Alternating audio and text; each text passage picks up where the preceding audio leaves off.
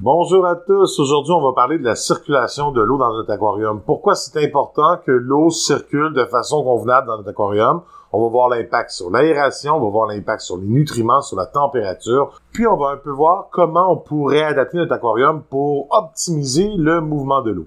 Mon nom est Laurent Gilbert. Bienvenue à Un ours dans l'aquarium.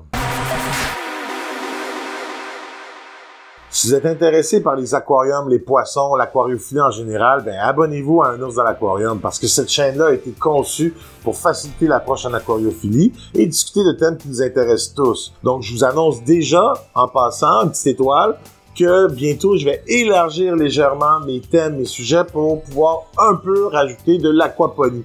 Je trouve ça fabuleux comment les plantes et les poissons peuvent coexister, faire une symbiose en aquaponie. Donc vraiment, je vais commencer à me pencher là-dessus. J'ai un projet pour vous qui s'en vient.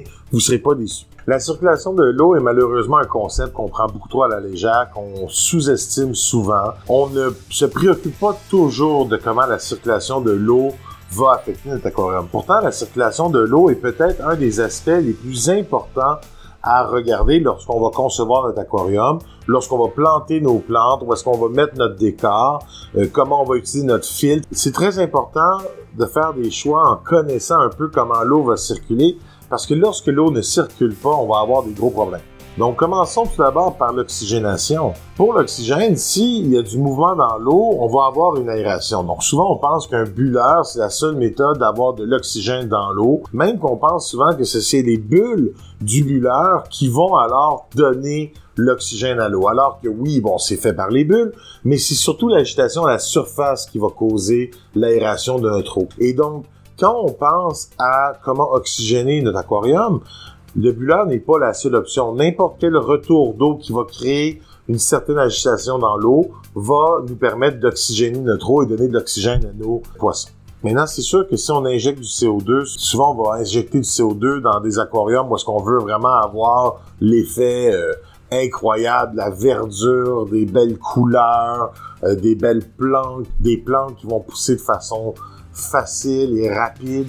Donc souvent, on va injecter du CO2, puis en injectant du CO2, si on agite la surface de l'eau, le CO2 va disparaître. Donc, un truc pour ça, c'est le CO2, c'est important le jour. Donc, vous pouvez avoir une minuterie qui va créer une agitation de l'eau le soir au lieu du jour. Ça pourrait être une option. Mais avoir une agitation de l'eau qui va être créée par n'importe quelle source de courant va nous permettre d'avoir une oxygénation. Puis ça, c'est très important pour les poissons. Il faut aussi comprendre que selon la sorte de poisson qu'on a, on va maintenir notre aquarium à une température qui pourrait varier.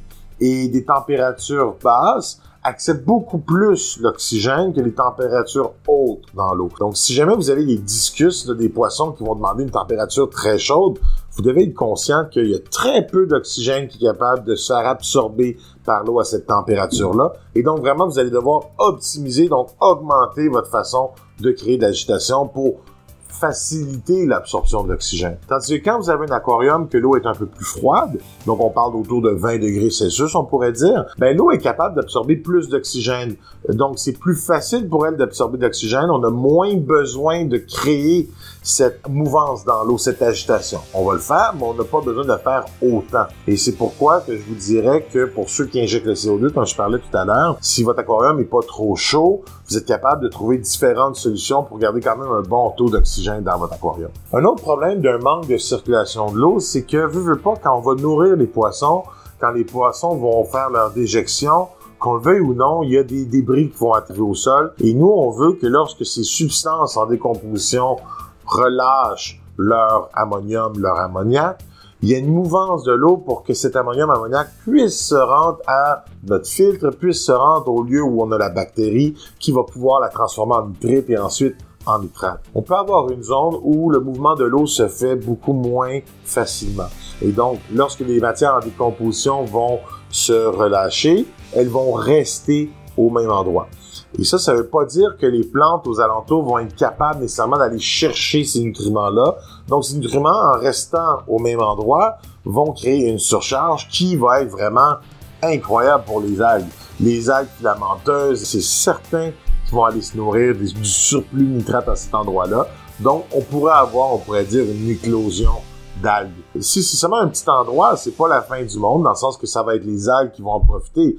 Mais si la zone, on pourrait dire la zone morte, la zone où il n'y a pas de mouvement de l'eau, est de plus en plus grande, où elle est très grande, ce qu'on va arriver, c'est que ça peut devenir une zone qui est beaucoup plus toxique pour nos poissons. Et donc, ça peut arriver qu'il y ait des zones qui vont avoir des taux de nitrate ou des taux d'ammoniac, de nitrite différents selon l'espace où on est dans notre aquarium. Et là, ça veut dire que quand on fait des tests, si on regarde pas partout aux bons endroits, ben on va peut-être pas voir ce problème-là et il pourrait y avoir une zone qui va détériorer la santé de nos poissons, qui pourrait causer des morts plus rapides. Lorsqu'on a un chauffe-eau, souvent, on va faire chauffer l'eau, puis on vous dit, ben placez-le proche d'une source où il y a du courant.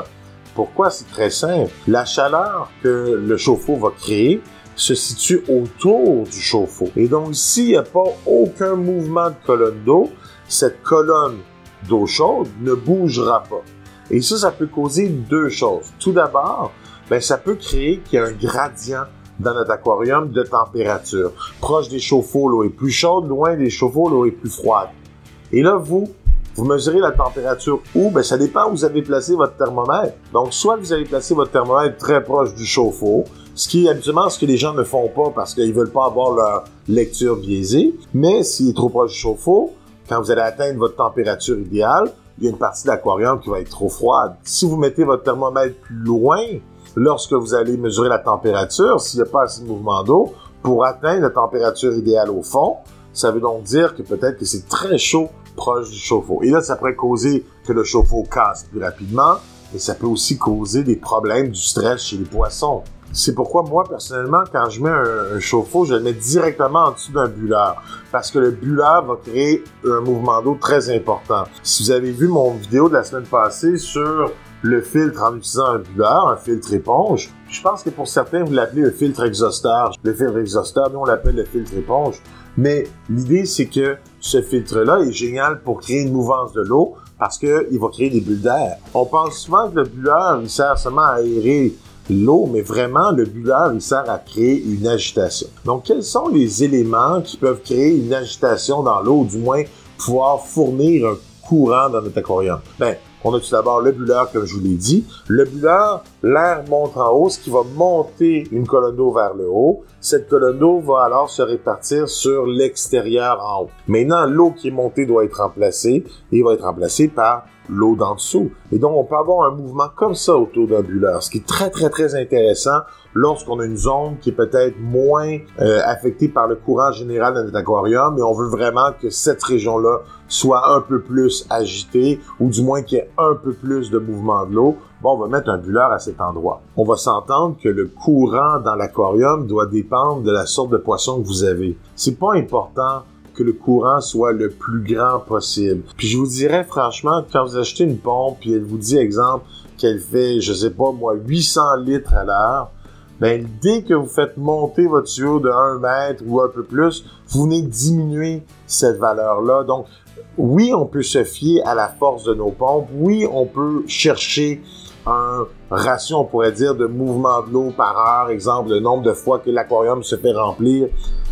Mais moi, je vous dirais que on vise le mieux possible. C'est pas la fin du monde. Dès qu'il y a un mouvement de l'eau, on est déjà en business. C'est ça qu'on recherche. Si jamais on voit une particule ici, on la voit bouger tranquillement. Et ça va nous donner l'impression, en fait, va nous donner la preuve qu'on a un mouvement de l'eau. Maintenant, certains poissons aiment un gros mouvement de l'eau. Ils vont être très heureux si on lui fournit beaucoup de courant. D'autres poissons, moins. Ajustez-vous. Mais je vous dirais que un léger courant va pas vraiment affecter vos poissons qui pourraient être un peu moins capables de nager dans le courant, tout en permettant à bouger nos particules, à un système qui va créer un courant plus général dans notre aquarium. Si notre aquarium est petit, un simple bulleur pourrait faire le travail de la circulation de l'eau. Si notre aquarium est plus grand, généralement, on a des filtres externes à l'aquarium. Et là, ça va être juste important de s'assurer que la sortie d'eau et l'entrée d'eau soient du même côté. Pourquoi? Parce que la sortie d'eau, vous allez la mettre avec un certain angle, si vous voulez, pas tout à fait vers le bas, on va en discuter bientôt, mais vous allez mettre à un certain angle pour qu'elle rentre dans l'aquarium. Elle va pousser l'eau d'un certain sens, frapper le mur, redescendre et revenir pour atteindre la rentrée d'eau. Et ça fait un certain cycle. Ce cycle-là, c'est quand l'aquarium est complètement vide. Si on rajoute du décor, ce circuit-là peut être affecté. C'est pourquoi on va des fois utiliser le bulleur. Des fois, on parle des filtres qu'on peut accrocher sur le côté de notre aquarium. Puis ces filtres-là, je vous dirais que côté efficacité de filtration, ils sont très bons. Côté efficacité pour aérer l'eau, génial. Mais celle pour créer un mouvement de l'eau, son pépin, c'est souvent à sa sortie. Ce genre de filtre va sortir l'eau directement comme une chute d'eau vers le sol. Et donc, l'eau va foncer vers le fond, va exploser et revenir. En fait, ce genre de sortie d'eau va ressembler, on pourrait dire, à ce que le bulleur va faire, mais à l'inverse, dans le sens inverse. Donc oui, ça fonctionne, mais plus notre aquarium est grand, moins que ça va avoir de l'impact. Tandis qu'une sortie d'eau qu'on peut diriger de façon horizontale va donc permettre un beau mouvement de l'eau, tandis que notre filtre qui est à l'externe, vers le sol. Si on parle, on pourrait dire, de la sorte de décor, ben c'est sûr qu'un décor va empêcher l'eau de bouger. Si on a un obstacle, l'eau, lorsqu'elle va frapper cet obstacle-là, va vouloir se diriger de chaque côté. Ce qui se passe, c'est de l'autre côté de cette façade-là, donc l'eau arrive sur la façade. De l'autre côté, on a un vide, on a un manque de mouvance de l'eau. Donc, bien entendu, l'eau qui passe sur chaque côté va créer un certain reflux, un peu comme les remous dans une rivière. Même si la puissance du jet est trop petite, ce remous-là va pas être suffisant pour aller brasser l'eau. Donc, il faut faire attention à comment on va placer nos objets pour le moins possible affecter la mouvance de l'eau. Puis là, on arrive à une situation où vous avez un aquarium planté et vous avez beaucoup de plantes. Donc moi, par exemple, j'ai un aquarium en haut qui est très planté. Je le laisse aussi grandir. Je vais couper mes plantes ou je vais faire de l'entretien une fois par mois et demi en termes de traitement des plantes. Les changements d'eau, c'est une autre histoire, mais quand je vais m'assurer d'enlever les algues, couper les plantes, je fais ça environ à chaque 4-5 semaines pour plein de raisons, dont celle que je veux que cet aquarium-là, même s'il est communautaire, favorise une certaine reproduction de mes poissons. Et j'ai entre autres des porte-épées et j'ai des guppies. Les bébés vont se faire manger très rapidement s'ils n'ont pas de protection. Donc c'est important pour moi d'avoir plein de plantes. Mais à cause de ça, mon débit, mon courant, il est affecté. Donc, c'est sûr que j'ai l'apparition des algues qui vont arriver. Maintenant, j'ai tellement de plantes que je sais que mes zones plutôt moins agitées, le surplus de nutriments est quand même mangé par mes plantes ou plus que d'autres. Mais ça reste quand même que c'est important de favoriser notre mouvement de l'eau. Moi, ce que je vous propose, c'est qu'on aille en haut, qu'on aille vérifier un peu l'aquarium, qu'on en discute, puis qu'on puisse commencer à faire un peu de nettoyage pour faciliter la circulation de l'eau. Donc ici, on voit en fait que les plantes ici, ils sont quand même belles, il n'y a pas beaucoup d'algues, ils sont très très longs, fait qu'ils empêchent le mouvement de l'eau qui part de là. Ici, ben, on a moins de mouvement de l'eau, donc vraiment, on a eu un surplus de nutriments, on a des algues filamenteuses qui ont poussé. Mais vraiment, là, tout à l'heure, je vous montrais, là, mais les crevettes, ils adorent ça, donc c'est pas vraiment la fin du monde, c'est juste que c'est pas vraiment beau. Donc vraiment, on va essayer d'aller en chercher le plus possible des algues filamenteuses, observer ce qu'il nous reste à faire, puis on va aller après enlever peut-être le surplus d'algues, enlever le surplus de plantes pour que justement, on ait au moins un corridor de libre en avant de l'aquarium où est-ce que l'eau va pouvoir bouger. Donc c'est un peu ça mon but. Puis en plus, pour aider, bien, comme je sais que j'ai beaucoup de plantes, j'ai mis un bulleur ici. Donc le courant qui arrête à un certain moment va être récupéré par mon bulleur. C'est certain qu'en ce moment, il manque de la circulation dans cet aquarium-là, il est beaucoup trop chargé. Mais comme je vous dis, mon but c'était d'avoir des bébés poissons, donc nécessairement là-dedans, il y a plein d'alevins qui peuvent se cacher, c'est vraiment génial. Donc je vais nettoyer le tout, puis mon surplus d'algues, ben, je ne le jette pas, moi en fait, je le donne à mes escargots pommes qui vont toutes les manger en une semaine ou deux. Ça va complètement disparaître, donc on réutilise qu'est-ce qu'on va rechercher de l'aquarium. Donc vraiment, moi je trouve ça cool, là. Eux, ça leur fait une friandise. Puis on enlève ça à la main, hein, on s'entend là. Je vais utiliser les ciseaux à la toute fin, mais le début c'est tout à la main. Vraiment, là, ça se tire. On fait attention de ne pas ramasser des crevettes en chemin, c'est ça le plus important. Les escargots, ça ne me dérange pas. S'il y a des plantes qui viennent avec, je me dis tout bad, c'est la vie.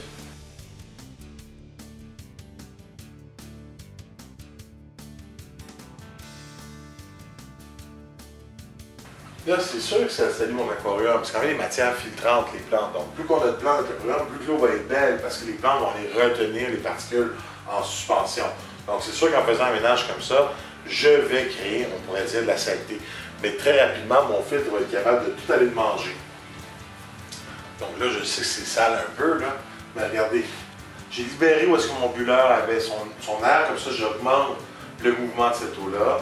J'ai un peu éclairé l'espace ici pour donner peut-être un canal pour faire du mouvement. Je suis toujours en observation. En même temps, j'ai quand même le désir d'avoir des bébés, donc j'ai quand même gardé les ailes vraiment hautes. En ce moment, je suis conscient que c'est pas le look parfait, mais rappelez-vous, moi, la façon que je vois l'aquariophilie, c'est qu'on fait un aquarium selon le besoin et la vision de ce qu'on veut faire et non pour que tout soit beau tout le temps. Donc ici, son but, c'est d'avoir des bébés.